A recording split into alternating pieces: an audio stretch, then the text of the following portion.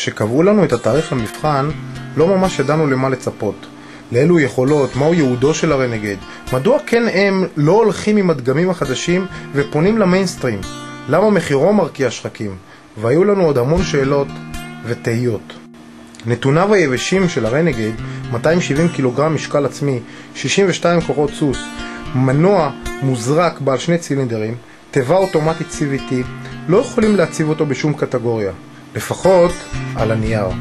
אולם, יחס הספק משקל של 0.23 כוחות סוס לקילוגרם, כשל-DVX 0.24 כוחות סוס לקילוגרם, והפרדטור 0.26 כוחות סוס לקילוגרם, הדברים מתחילים להישמע יותר ויותר מעניינים. גולת הכותרת, מערכת המתלים בשילוב בולמי הגז. בולמי הגז, בעלי דחיסה גבוהה מאוד, עושים עבודה שלא תאמן. הרנגייד מטפס על חריצים בני חצי מטר במהירות תלת ספרתית, כאילו הם לא שם, כאילו הם לא קיימים. רמת השיכוך והאופן שבו מתמודדים המתלים והבולמים עם תוואי שטח בעייתי במיוחד, פשוט מעוררים השתאות. גם על תחום האווירות לא פסחנו. כעת לאחר נסיעה קצרה, ניתן לומר בצורה חד משמעית כי הרנגייד הינו מוצר פרימיום, וככזה, גם בתחום ההנאה הכפולה ומערכת הוויסקולוק הייחודית לו, ישנם יתרונות מעשיים. שינוי בחירה בין הנעה אחורית לכפולה נעשה באופן פשוט ומכפתור המצוי על ידית הכידון.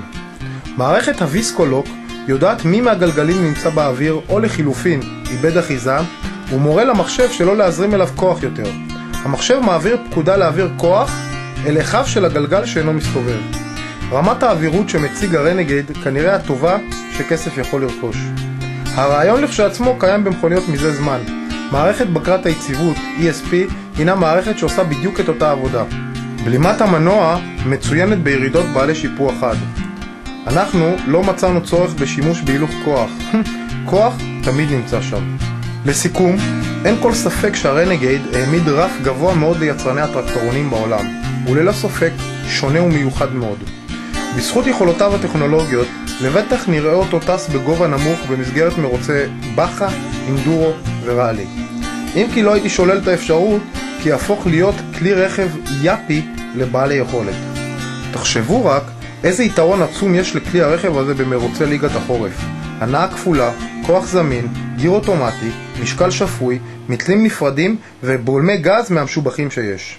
Here we come, let's start running, cause we're gunning for the number one position. Better listen, if you don't, you just might end up missing suckers, motherfuckers. All this acting in there, rapping, all this lying, all this stealing, all this robbing, all these dealing. Don't see me peeking, see you in the street and catch up beating. Watch your head start leaking, action more than a fraction. Bet when we touch down, yo, you know we're packed. Nice to meet you, then we beat you as we slowly defeat you. See ya, nice to know ya, overthrow ya, then that's it, game over. 2002, let me remedy you and show y'all motherfuckers what y'all supposed to do. You can bounce to this, smoke an ounce to this, strip butt naked, run around the house to this. It's the R to the EM, raise your fist with the EDY, gorilla in the mist. And I came with 3 guns for me and my 2 sons. If you don't show face. הרנגייד הוא כלי הרכב הראשון של קאן-אם המתחדשת ומציג באופן הברור ביותר לאן מועדות פני המותג. לאחר הודעת ייצור הספיידר, גרסת ה-450 ספורט קיצוני שתוצג בקרוב, אגב יש הרומזים כי תהיה בעלת 2 צילינדרים ומנוע שאינו תוצרת רוטקס. יש להניח כי קאן-אם עוד לא אמרו את המילה האחרונה. מה שבטוח הוא כי הסנונית הראשונה בעידן קאן-אם, הלא הוא הרנגייד, בהחלט כלי רכב מהטובים והאיכותיים שבה נמצא, אם לא הטוב שבהם.